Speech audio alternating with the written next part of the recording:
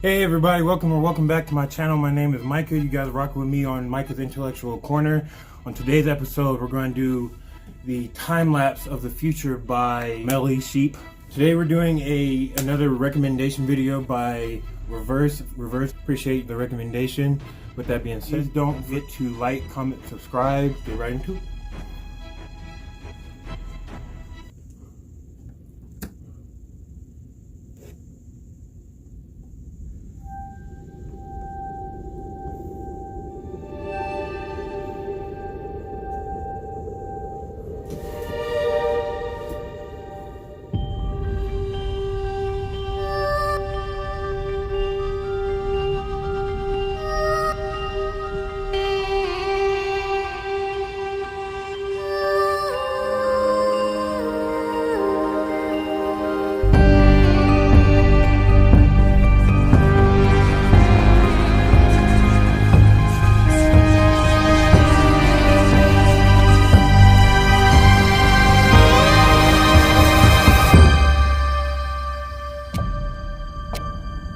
The Holocene has ended. What we do now, and in the next few years, will profoundly affect the next few thousand years. The only conditions modern humans have ever known so far are changing, and changing fast. Nothing stays the same on this planet. Everything changes. The Earth is going into one of these jumps, and you don't know what is going to be on the other side of those jumps. The Earth is always jumping. Yeah, because we've been through 5 mass extinctions, and we're due for at least one of them, at least by a few thousand years. So the Earth is always jumping.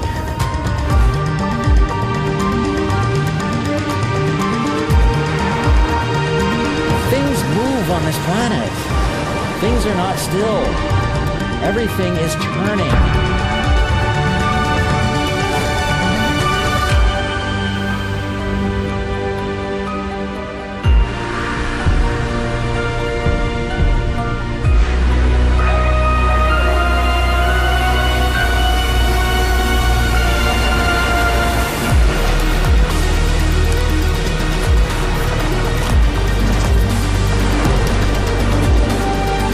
yeah, I feel like that right there was the Yellowstone supervolcano, and if so, I live in Colorado, so my whole lineage is gone right there.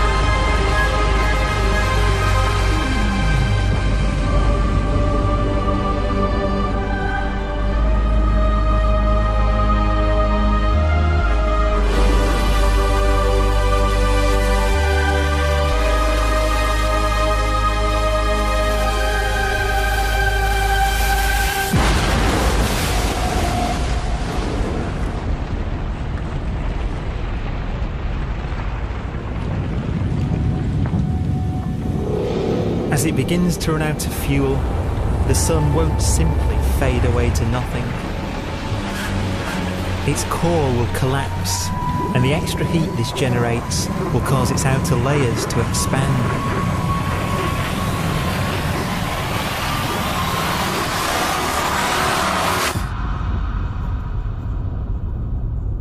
The sun is now dead.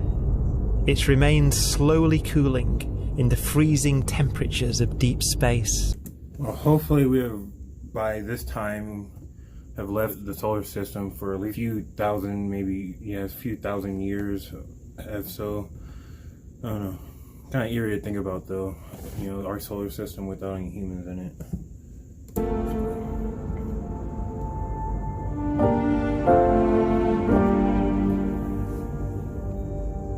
The fate of the sun is the same as for all stars.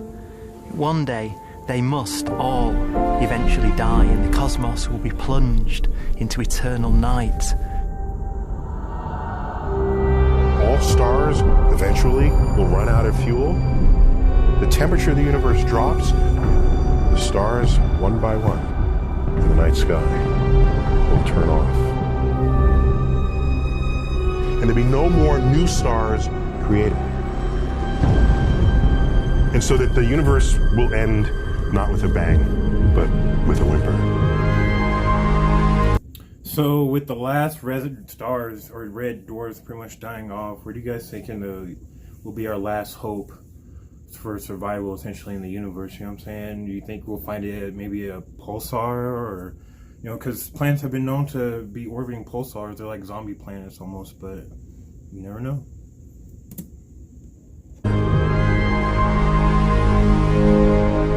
And not in fire, but in ice.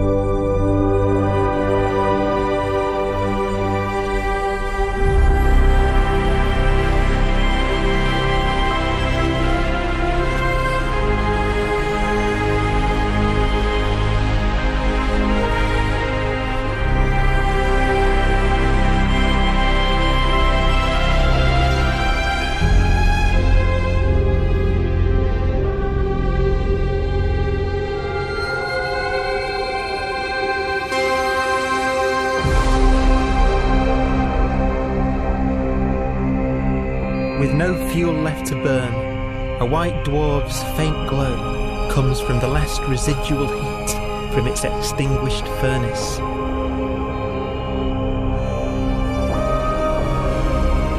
Looking at it from where the Earth is now, it would only generate the same amount of light as the full moon on a clear night.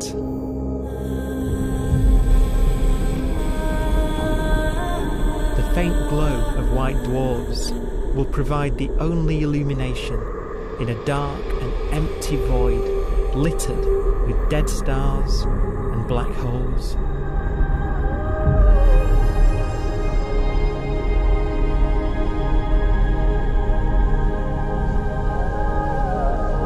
In some ways, it's kind of a ghost universe. It's the corpses, the zombie stars, that will take us into the future.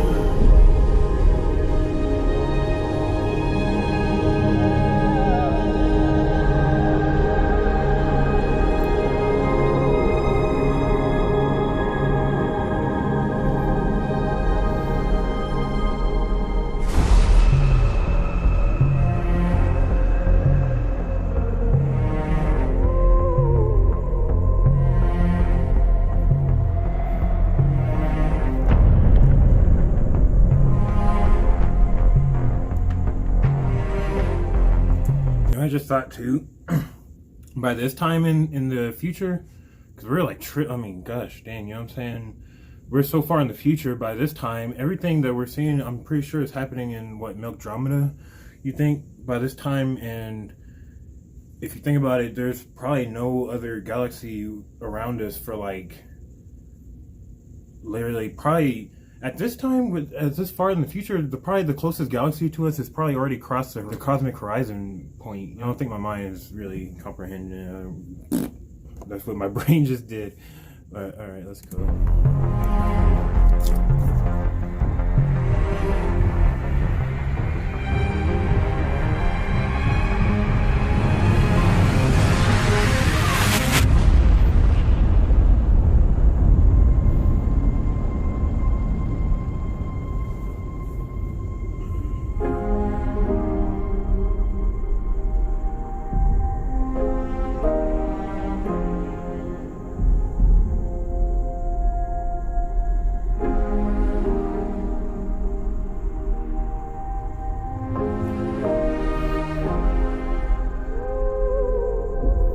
A black dwarf will be the final fate of those last stars, white dwarfs that have become so cold that they barely emit any more heat or light. Black dwarfs are dark, dense, decaying balls of degenerate matter, little more than the ashes of stars. Their constituent atoms are so severely crushed that black dwarfs are 1,000,000 times denser than our Sun.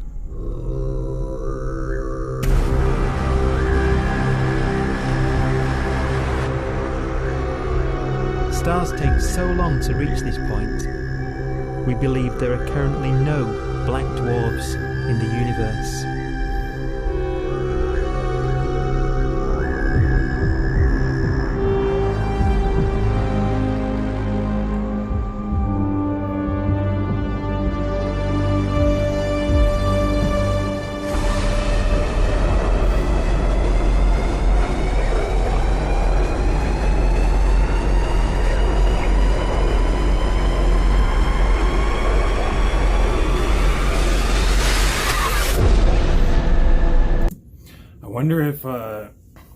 I wonder if we could even find hope on the edge of a black hole. You know, some like, you know, how if you ever seen the movie Interstellar, like how they were able to find those little planets and stuff on the edge of a black hole. Yeah, I wonder.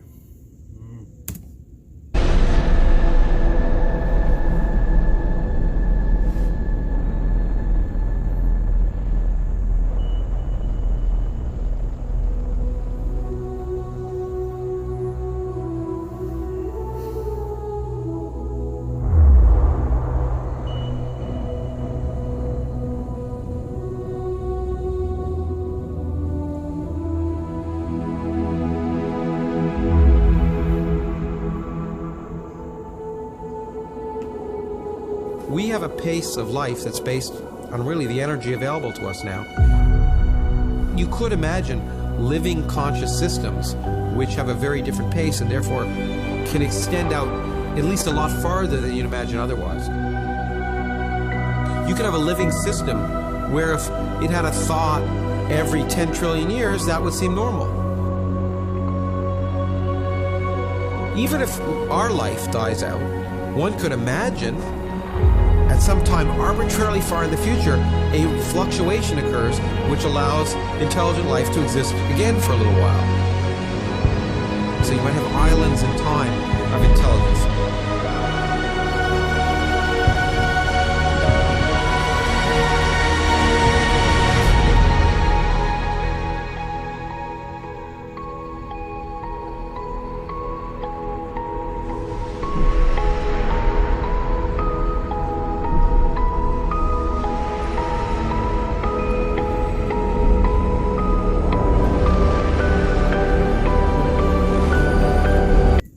Such an eerie thought. Like their light is just so far away from our little cosmic bubble of 93 billion light years around, you know what I'm saying, that we'll never ever see them again as long as we ever live. It's a very eerie thought to think, personally.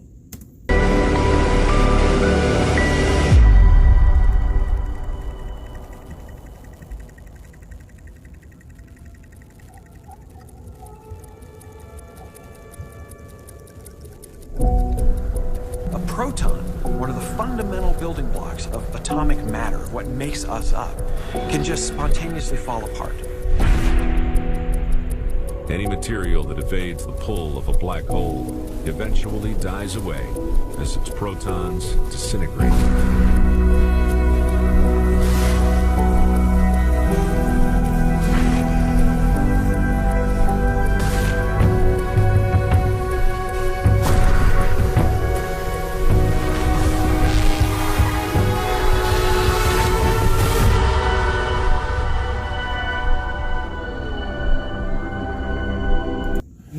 Obviously, matter essentially started in out of essentially nothing. Our predictions, you know what I'm saying? We obviously know I was there in the beginning to really know. So could that happen again? You know, at this point, so far flung into the future, could it possibly happen again? Just pop up here and there in the universe spontaneously? Couldn't the same happen for matter? Gas, things to, create galaxies and stars and stuff. I don't know.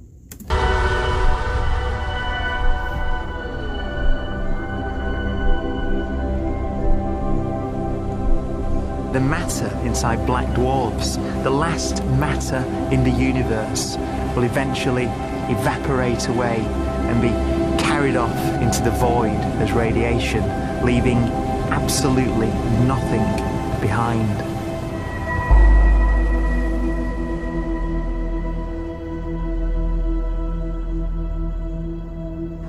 With the black dwarfs gone, there won't be a single atom of matter left. All that will remain of our once rich cosmos will be particles of light and black holes.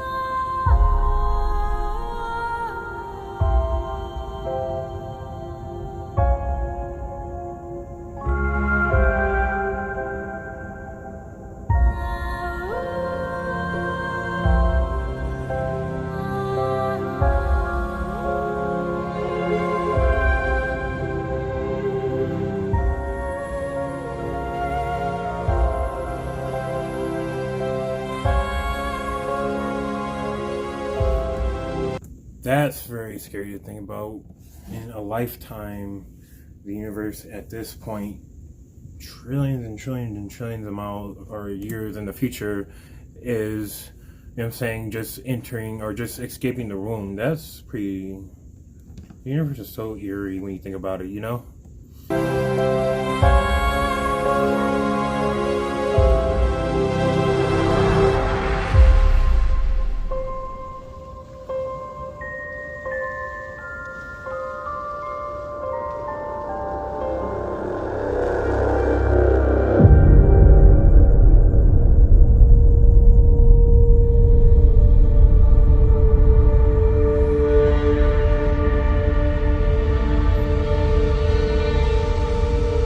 The arrow of time creates a bright window in the universe's adolescence, during which life is possible.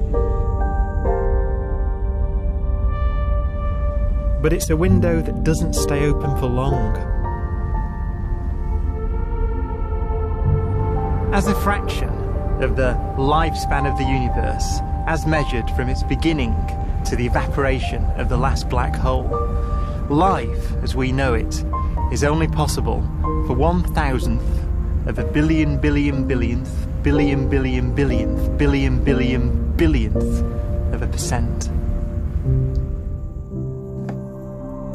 That right there, that number, is exactly why I feel like so many people just feel like us as humans and as life forms in general on Earth are just such a freak accident, because you look elsewhere in the cosmos and as much as we can see anyway, and we just don't see anything. We just see dead oceans and barren mountains, and you know what I'm saying, as far as the cosmos can see. But here it's teeming, and it just feels like with the whole universe that number actually really makes sense, and it's really scary to think about, but hopefully it's not true.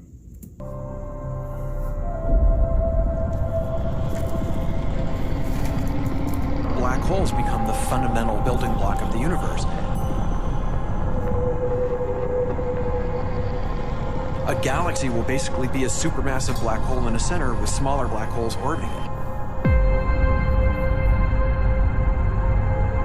Zombie galaxies filled with black holes continue to evolve. They'll eat each other and they'll get bigger, and maybe they'll fall into the supermassive black hole and it'll get bigger. The universe will still be an exciting, dynamic place. It's just that the timescales we're talking about are now trillions of years instead of thousands or millions of years.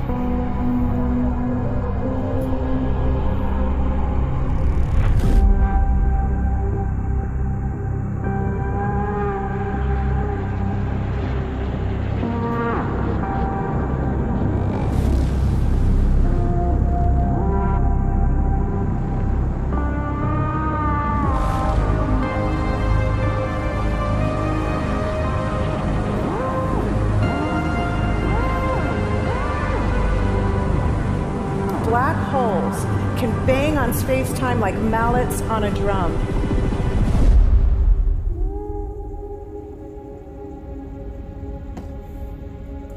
Could you imagine if like that 1 ton 618 became like, is obviously still around at this time and just absorbing, you know, everything in its paths, all the different black holes at this point. So it's just the size of an entire galaxy, not just a little, you know, little nucleus of a galaxy, the entire galaxy. That's probably even bigger at this point. And they have a very characteristic song.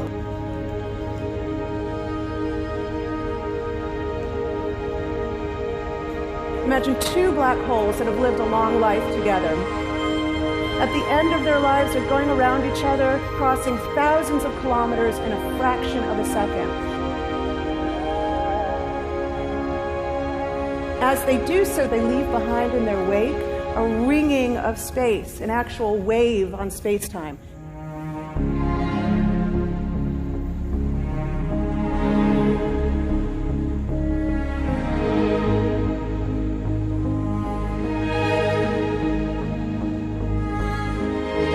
Space squeezes and stretches as it emanates out from these black holes banging on the universe. Those are the gravitational waves. They are literally the sounds of space ringing. And they will travel out from these black holes at the speed of light as they ring down and coalesce to one spinning, quiet black hole.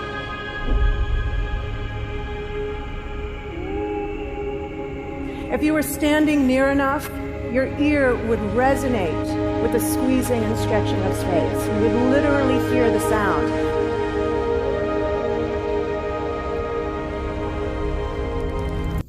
I wonder if it's that strong. Obviously it's that strong. But if it's that strong to stretch and bend time and space, essentially, obviously I feel like it would be strong enough to do stuff that we've never even seen before, and like on some cartoon type stuff. You know what I'm saying? Like stuff our brains and imaginations can't even comprehend on that type of a level.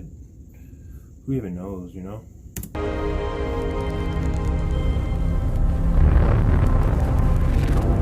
Imagine a lighter black hole falling into a very heavy black hole. The sound you're hearing is a light black hole banging on space each time it gets close.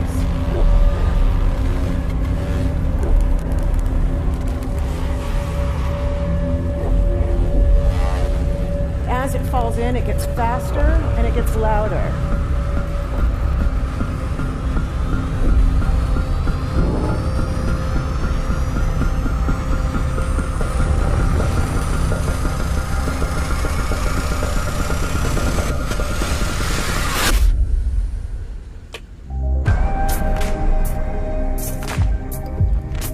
Scientists used to think black holes were immortal, but even these will one day die. Now we're talking about timescales of unimaginable length, quadrillions of years into the future. On that timescale, even the black holes begin to evaporate.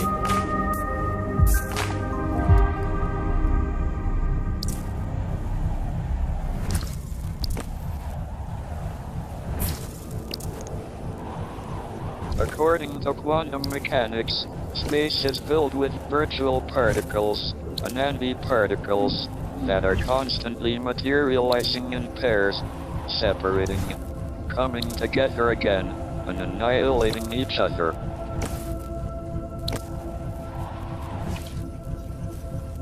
In the presence of a black hole, one member of a pair of virtual particles may fall into the hole, leaving the other member without a partner with which to annihilate.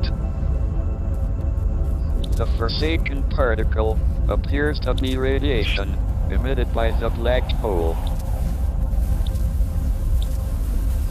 And so, black holes are not eternal.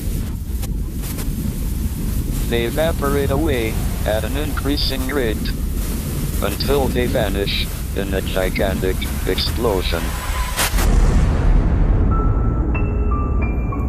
See, I have to do my research, and this is why I'm glad I do these science videos, but I have to do my research on the Hawking radiation and all that, because I'm trying to figure out, like, how do we get this information and, you know, these theories, and the only thing my brain right now can think of is maybe a particle accelerator or something like that, but I have no idea. It's just, it gets your mind ticking, you know?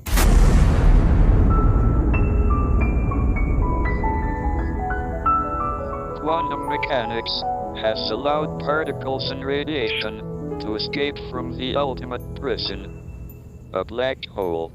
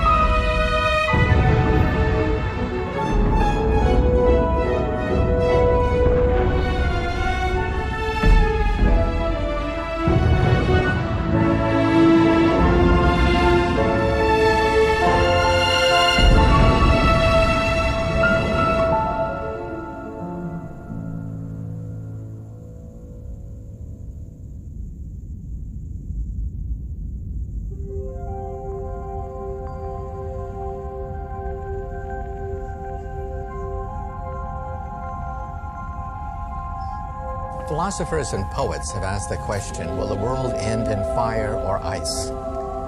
We can now give an answer. The latest evidence shows that the universe is not slowing down, but it's speeding up out of control. And the universe, we think, will die in ice. Trillions upon trillions of years from now. Empty space itself has energy. In every little cubic centimeter of space, whether or not there's stuff, whether or not there's particles, matter, radiation, or whatever, there is still energy, even in the space itself. And this energy, according to Einstein, exerts a push on the universe. What is the weird stuff that's accelerating the universe? We call it dark energy. And this stuff is the dominant stuff of the universe. Almost 3/4 of the matter-energy content of the universe is this dark energy. And we don't know what it is. Dark energy, unlike matter or radiation, does not dilute away as the universe expands. This has crucial implications for what the universe is going to do in the future. So what will be the future of the universe? Well, if the dark energy remains dominant and repulsive, the universe will expand forever.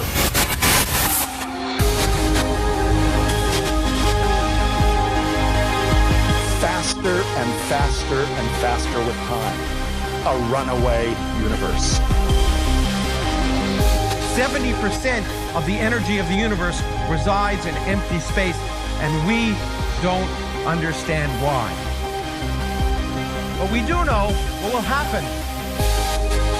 If that energy continues to be there, the universe will become cold and dark and empty. That's the future as it might be. We don't know because we don't yet understand the nature of dark energy. Until we do, we won't know the future. We won't even understand our own origins, and that's why we want to know and study this subject.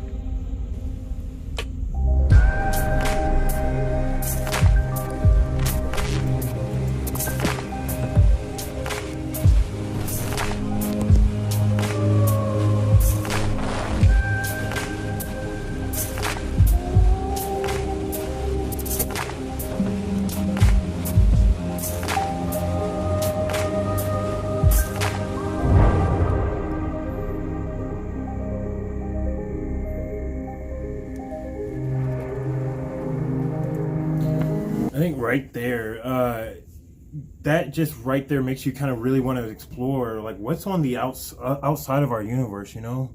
We don't know. And it's obviously I feel like a lot of our imaginations just go to a blank white screen, essentially. But yeah, it's like so many questions. But even now, with this much time passed, there's still not enough time in the universe for these questions to be answered. And it's kind of humbling to think about, you know what I'm saying?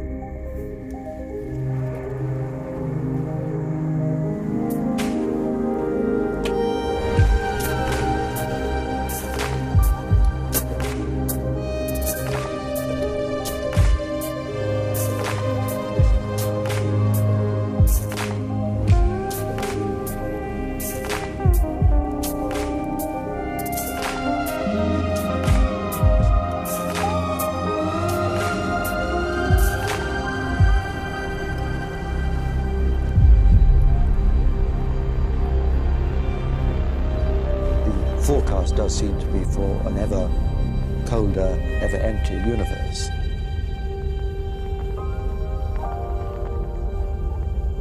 But then, of course, we have to ask, could that end lead to a new beginning? And there are ideas whereby what actually is the end of our universe could in some sense be linked to the beginning of a new one.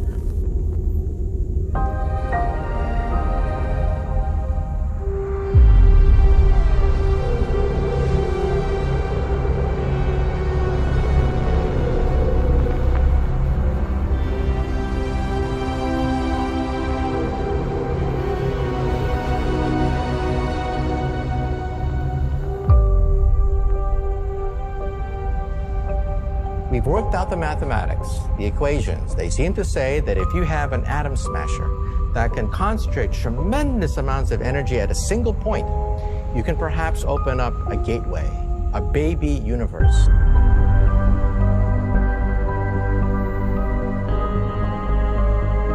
Facing the death of everything there is, this perhaps is their only possibility of escape.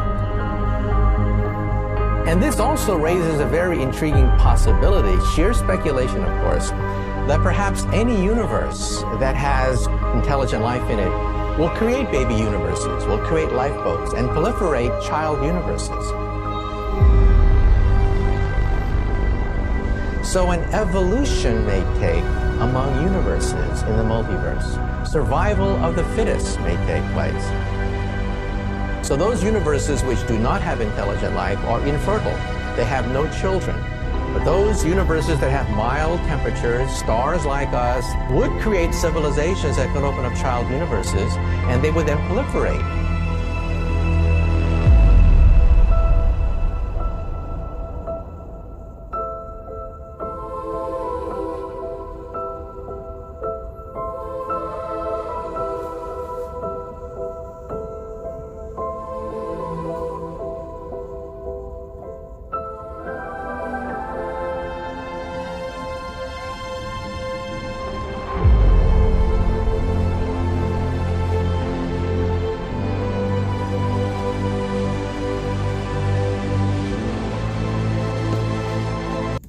It's kind of crazy seeing all this and just understanding that obviously most of all this is, you know, theories and what we understand as of today about the universe.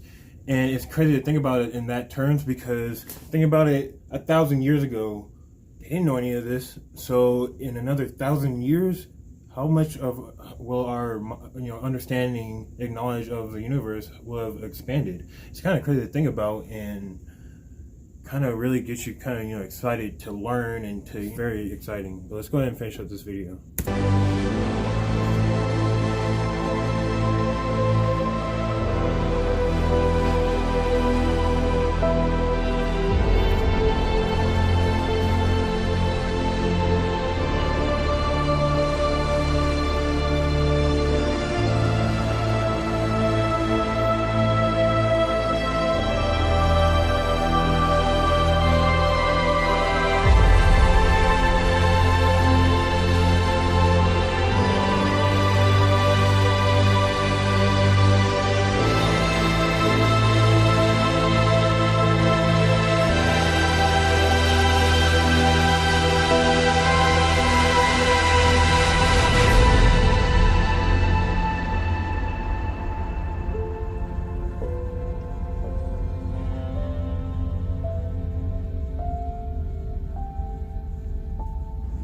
After an unimaginable length of time, even the black holes will have evaporated, and the universe will be nothing but a sea of photons gradually tending towards the same temperature as the expansion of the universe cools them towards absolute zero.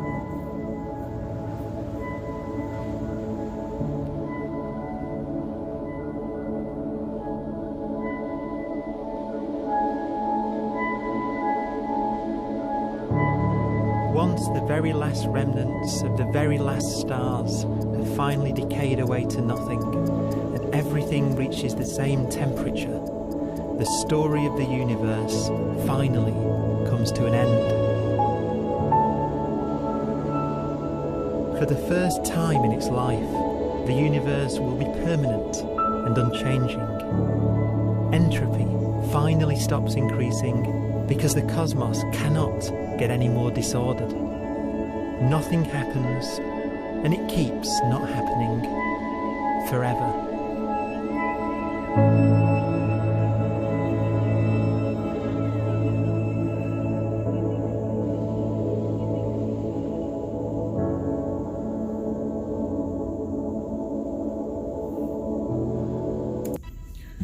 Alright guys, we're going to stop it right there. So Melodysheep, that was grade A, 1000%. That was amazing work. I think the end year he ended on was like 9,000 trillion. My brain can't even comprehend that type of a number. So to think that far into the future is just, I feel like your brain physically can't even do that. Like me trying to think of it now, it just can't do it. But who knows? Like I said, who knows what our knowledge will be at in 500 years, 1,000 years, 2,000 years from now. You know what I'm saying? Who knows? So, hey, with that being said, please join me on my next episode. I'm gonna go ahead and do another Napoleonic Epic History TV. Please don't forget to like, comment a recommendation of a video that you like, you know what I'm saying? And subscribe if you like content. Please help me out in building this channel into the behemoths that I know that one day it will be. With that being said, thank you for joining me. I'm out. Peace. Woo.